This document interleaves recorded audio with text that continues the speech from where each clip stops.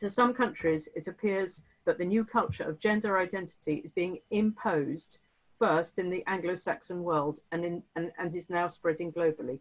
Does it seem like that to you?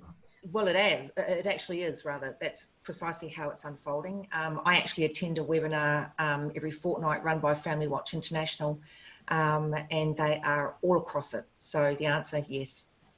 Yeah, I also think so, but I also think English-speaking countries have some advantage in how their language separates between sex and gender. We don't do that in Norwegian language. So I wonder if countries which do not distinguish between sex and gender have been a lot easier to convince.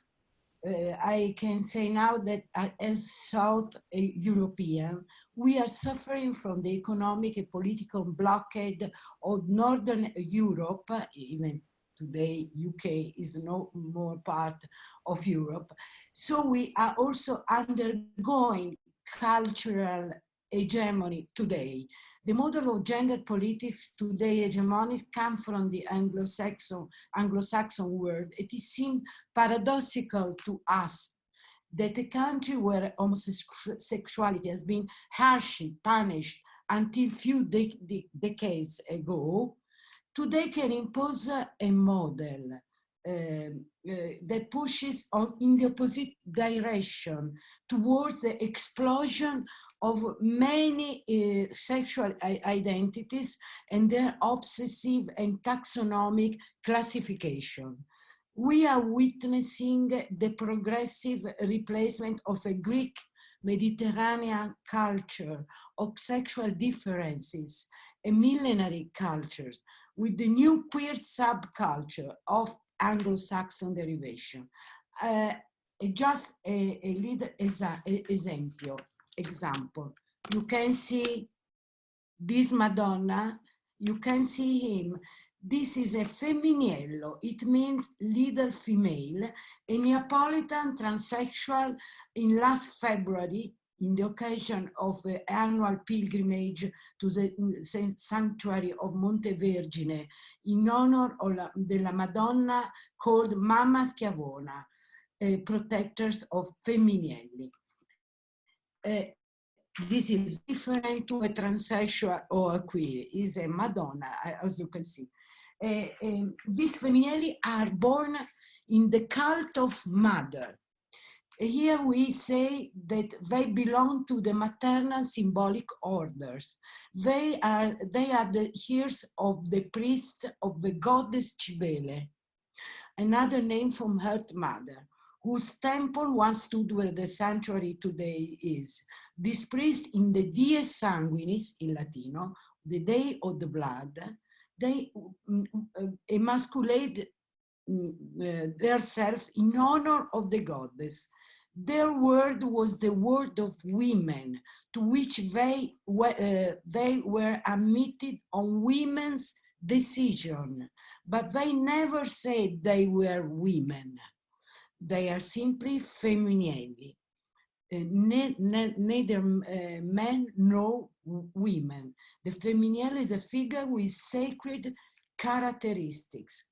When a child is born, he is put in his arm, in Napoli, for good luck. They are priests inserting traditional game that preserve the characteristics of rite, such tombola del femminello, from which men are strictly excluded. Yes, I think this is particularly true here in the developing world, so to speak. Queer theory is already the mainstream, and it's being taught in universities, gender study courses, etc. But at the same time, we're being called, like, radical feminists are being called like white privilege, elitist, academicists,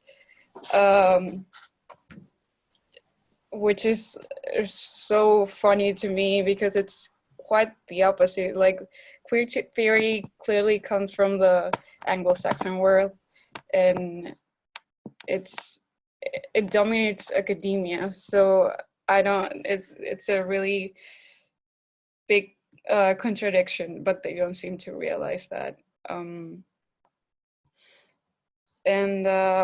So that's why most young feminists are attracted to that theory. Not attracted, but you know. So that's what happens. That's the discourse of most universities and society in general.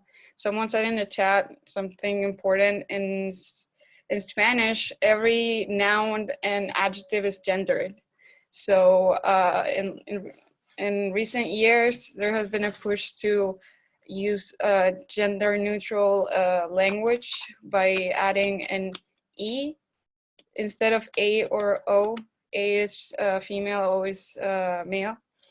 So this inclusive language has been gaining popularity, and now it even, I think last week, it was one of the universities, it was allowed as correct language for like essays and university papers and stuff like that. So that is a real problem to Spanish-speaking countries. So because it clearly erases women, it's just the same as the O, in my opinion, in our opinion. About 5 years ago, I attended a meeting, a conference by Sheila Jeffrey, organized in France on that topic. And I thought that this question was more relevant to the Anglo-Saxon world, but not to ours. Well, don't think so now. It's no longer, I think, a question of culture, Latin or Anglo-Saxon, I think. But it's more a question of neoliberalism, because it's developing in every area and creating new markets like transgenderism, prostitution, or surrogacy. Yes, I think it clearly is mainly coming. Obviously, we had the GRA, the original one in 2004, which was the legislation that has kind of introduced all of this. And of course, from America, what we looked across the Atlantic and see happening in America has now come to us, and it's going around. But I just want to say very quickly, just on the note of language, it looks like we're not going to have really time to discuss, because I just feel so many women over here still are very resistant to naming men, and there are many reasons why that is so crucial. But I think one of the really crucial things is that as soon as you name them as men, it transforms it just transforms everything. Because if you think about that CPS guidelines that I was talking about before, that was all about the rights of transgender students, trans girls, or or trans women teachers to use the toilets. And as soon as we join in this pretense that there is such a thing as a trans woman or a trans girl, we then are acknowledging, or we're then pretending that they are a subgroup of women. And then we have all these problems as to like, oh, which toilet should they go into? But if we say men who demand that we pretend they're women, and then say, well, does a girl have a right to go to the toilet without a boy who's pretending he's a girl in that, the next cubicle? The answer is patently obvious. But as soon as we start to use this ridiculous language, we shoot ourselves in the foot.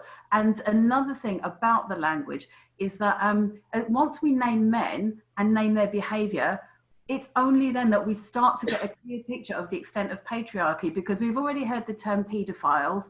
In my work, we talk about perpetrators, and now we talk about, transgenderists or trans-identified males or whatever. But in every case, if we say men who kill women, men who rape women, men who rape children, men who pretend to be women, it's only by doing that really clearly that we even begin to get a picture of patriarchy. And if we're not doing that, if we're just coming up with all these different terms, we obscure the reality before our eyes. So I really wanted to say that.